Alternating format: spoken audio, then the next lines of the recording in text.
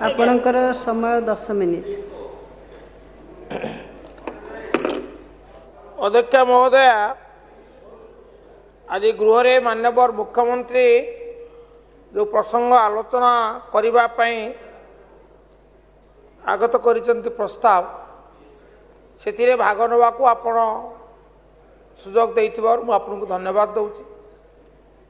समय निर्धारित व्यतिक्रम करने को चाहे ना, तेणु अति संक्षेप केते गुड़े कथा अवतारणा करने चाहे। मुझे भाव में निजक प्रस्तुत करी किंतु बाध्य मुझे संशोधन आणुचे, कारण मानव सभ्य मान वक्तव्य शुणिला जदि नीरवता अवलंबन करे ताले मते समय क्षमा देव नहीं, भविष्य क्षमा देव नहीं। आउ जो माँ मैंने आसी देखुं प्रत्यक्ष भाव में धन्यवाद दवा सह एक अनुभव करुँची से भी क्षमा देवे ना।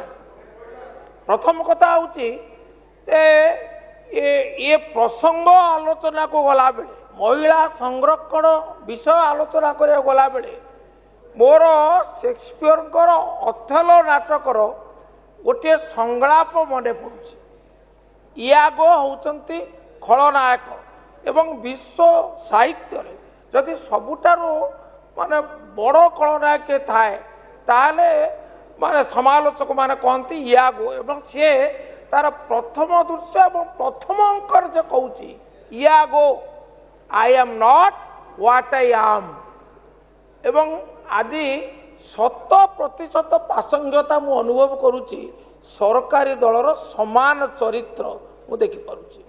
कहीं प्रश्न होचे आज ये प्रस्ताव अणागला कहीं स्वतंत्र अधिवेशन स्वतंत्र अधिवेशन कहीं ये विषय कौन किसी द्वंद्व थिला? ये बात मीमांसित प्रसंग थिला।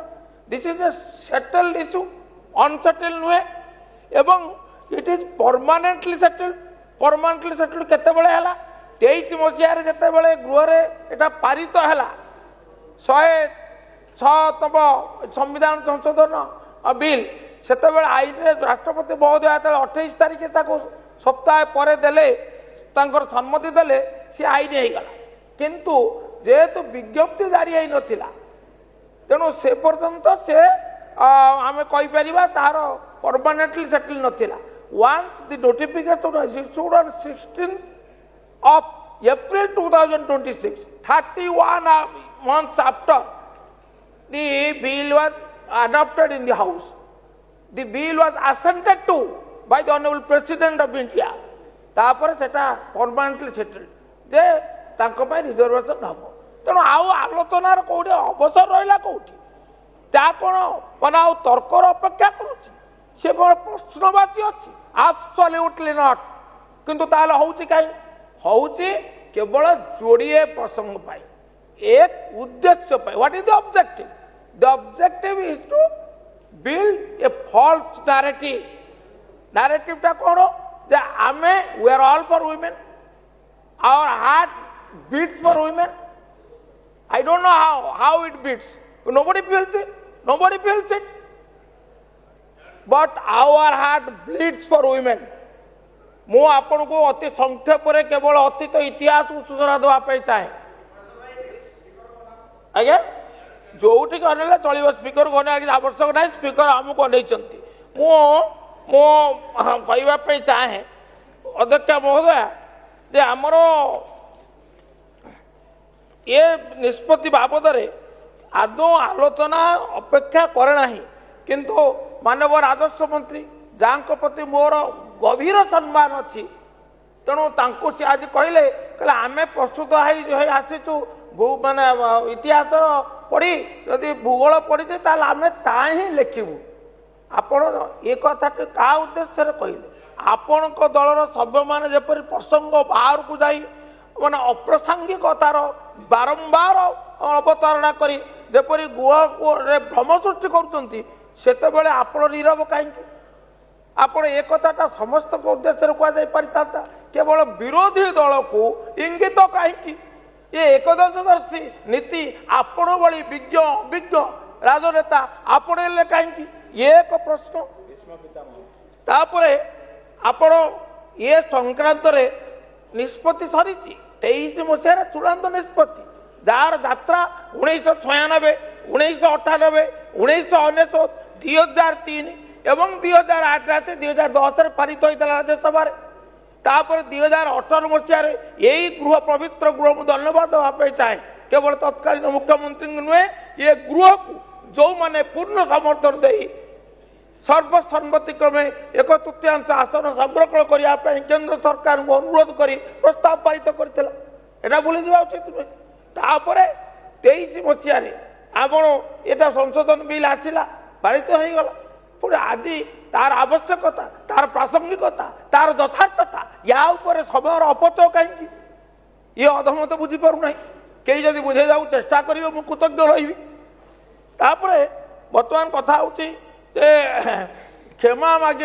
दाबी हो किए क्या मागे जी अपराधी से क्या मागे अपराधी किए अपराधी किए जो माँ मैंने आज अच्छी बसुंट एवं सारा राज्यवासी शुणे आज ये विलंबित है कहीं आमर तो निष्पत्ति होता 23 मसीह निष्पत्ति होता संविधान संशोधन आमटा कार्यकारी केवे 23 मसीहा पर जो जनगणना हम से जनगणना आधार सीमा पुनर्निर्धारण हम से आधार संरक्षण हम फिर ताकू बदल 11 कला किए who is facilitating who is moving away shifting away from the from the decided post yes it is only the central government it is only the Modi led BJP government एटा कौन अस्वीकार कर सत्वे भी आप जो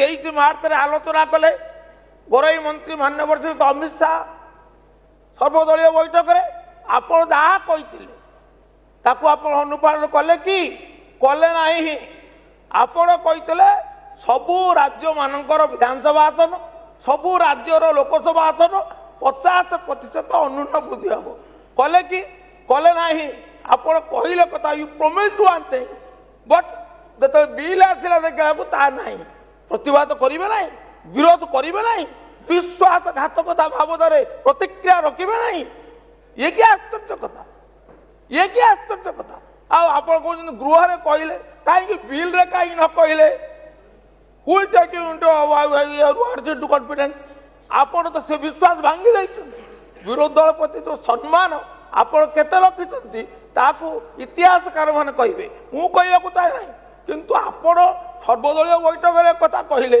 किंतु बिल ता उल्लेखित हला नहीं it was not written into law why everybody questions why and you have no answer आमे करू why should you trust you ताही प्रश्न आउ जदि वास्तव में किए क्या मागे चाहती नारी जाति पर सम्मान थी प्राइम मिनिस्टर हिमसेल्फ कौन है उन्नाव कौन है Hathras who was apology it is the Government of India it is the Union Government was apology किए माने मेडालिस्ट ओलंपियन मान को असम्मानित कला से महिला असम्मानित है ना ताकल भूली जा उचित उचित हम कि तार से किए क्या मागे it is the government it is the government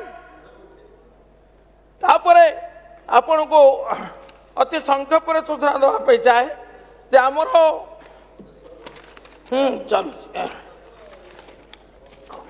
ये मौलिक असुविधाटी कौन मौलिक असुविधाटी है जे जेतेबेले आपण ये जो स्वतंत्र शासन डाकिले सेतेबेले आपण जानिचंती आपणकर संख्या नाही कारण 2/3 सभ्य गृह उपस्थित रहिबे भोट रे भाग नेले जाहि 2/3 समर्थन मिले पास हम आपणकर नाही आनिबा पे आपणकर कोन आवश्यक थिला गोटे सहमतिर आवश्यकता थिला आपण सहमति करि परले कि could you build up a consensus ना कारण you did not take opposition into confidence knowing fully well that you do not have the number to get it passed as it is a constitutional amendment bill and article 360 says that 2/3 of majority present and voting in the house is mandatory knowing fully well you did not do that you wanted with a brutal majority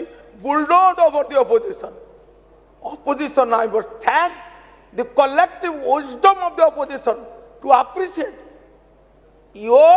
to see through your design, the design behind the game. What was the game?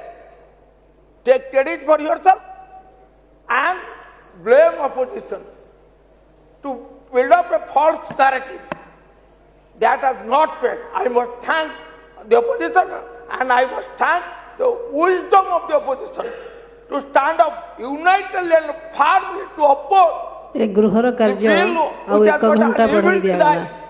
evil design. ମୋର ଆପଣଙ୍କୁ ଅତି ସଂକ୍ଷେପରେ ନମ୍ର ମତ ହବ ଯଦି ବାସ୍ତବରେ ଆପଣ ଚାହାନ୍ତି ତାହେଲେ ସେଇ 2023 ଆଇନକୁ ଆଣି ଏଇ 543 ଆସନରେ ଆପଣ 1/3 ସଂରକ୍ଷଣ କରନ୍ତୁ। nobody on earth will oppose.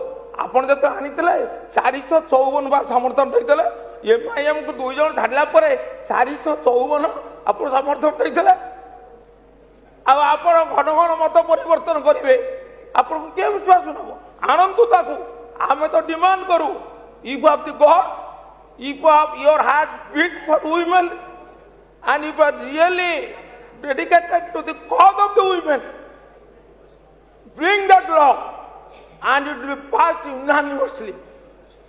2-3 people may oppose, but it will be passed without fail. Absolutely. In a day it will be passed.